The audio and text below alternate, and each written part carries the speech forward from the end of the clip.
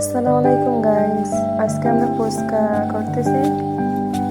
আলু অলরেডি সিদ্ধ হয়ে গেছে, আলু ভর্তা করা হয়ে গেছে প্রায়। এতে পেঁয়াজ দেওয়া হয়েছে, তারপরে কাঁচামরিচ, নাগামরিচ একটু অল্প, তারপরে শসাও দিয়েছে, ধনিয়া পাতাও দিয়েছে, আর একটু ফুচকার মশলা, তাও আমাদের নিজেদের হাতে বানানো। এই দেখেন, এরপরে এই যে টক, এই টকটাও আমাদের নিজেরা বানিয়েছি। এতে তেঁতুল দিয়েছি, তারপরে একটু ধনিয়া পাতা, কুচি কুচি করে একটু পেঁয়াজ, তার উপরে আবার একটা লেবু দিয়েছি। জাস্ট অসাধারণ। আর এইদিকে ডিমটাও আমরা করে ফেলছি ভয়, ওই দেখেন।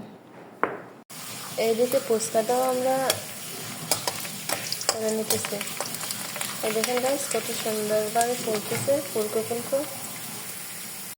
আমাদের ফুচকাও হয়ে গেছে অলরেডি।